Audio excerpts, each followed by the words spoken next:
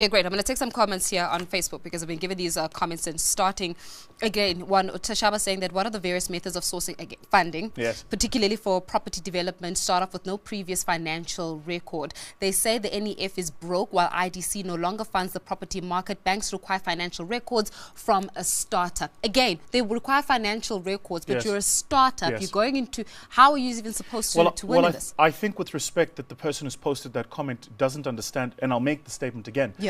If you want to own a chicken farm, you first start by selling eggs. If he wants to be a property developer, he should probably start by getting properties that are available, renting them out, generating a financial track record, generating cash flows, proving he can run a business, learning mistakes, owning 3, 4, maybe 5 flats. Then he can build an apartment building with 60 flats. Yeah. So we have to get the thinking, and I have to say this, we have to get the thinking of black people right. We have to get this right, guys. What do you mean by that? Well, F&B wasn't built overnight. Neither was ABSA. So how do you think you're going to build a large business which employs thousands of people overnight and someone must give you capital? It doesn't work that way. Probably the single worst thing we did in this country's psyche when we did BE transactions is we took people that had no money, gave them access to 26% of companies built over hundreds of years and created instant wealth.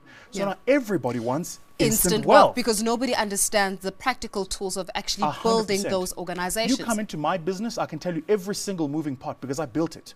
I can tell you the IT, the infrastructure, the operations, the HR, the marketing, the finance, the working capital cycles. Yeah. I built it. Nobody came and it was just there. I built it from scratch. And it's important for, especially, and I'm passionate about saying this to black people specifically, we have to start where we are. We have to start where we are and build with the small steps. Okay, great. So we've spoken about how perhaps the redundancy of our business plans. Sure. We've looked at how we need to start changing our mindset. So now I'm going to ask you the question of where do I start? Be practical with me, okay? So let's use the person that has got a property company, for example. We've got property there. You want to get into the property market. You don't have capital. You are a startup. How do I start? My business plan is redundant, as you mentioned. My mindset is clearly messed up a little bit. How do I start and how do I get this, the formula right? With your permission, let me use a different example. Yeah. Yesterday, we got an approach from a young lady who was looking to raise 5 million rand to buy a chicken farm. And the chicken farm she wants to buy is run and owned by white people who want to leave for whatever reason. And she's saying, I want to buy the chicken farm. So I went back to her and I said, what proof have you got of the financial track record of that business? 1, 2, and have you ever run a farm of any type? The answer was no. So here's what I said to her. I said to her, I will give you 50,000 rand to go and buy eggs at a Pick and Pay. Just go to Pick and Pay and buy some eggs.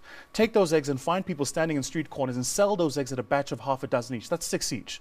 So at a batch of half a dozen each, you can probably take that 50,000, turn it into 75. Yeah. You will do this cycle iteratively until you move it from 50,000 rand to 500,000. Once you've proven to me you can retail eggs, then I might think about getting you into a supply relationship with somebody who creates the egg so you can buy at a lower cost and keep retailing. Let's start you first on the front end. Once you've gotten to 1, maybe 2 million retailing eggs, knowing who the customers are that buy the eggs, then I might think about buying you a chicken farm, because by the time you have the chickens and they give you the eggs, you now understand how the entire cycle works. But I'm not going to give you 3 million rand to buy a farm and buildings and put eggs in it and chickens and then sit and wait for some miracle to happen. And then what about people that are watching the show right now and thinking, no, but why are you not doing this? It's all about radical economic transformation. What's your stance on that? Radical economic, radical I feel like I just started you on something. Radical economic transformation starts in the mind. Why do you think there is no country in the world where Jewish people are poor? You think that's by mistake? Just think about that logically. Why do you think even in our own communities, Indians specifically, Asian Indians who are Muslim, are phenomenal business people? You think that's by mistake?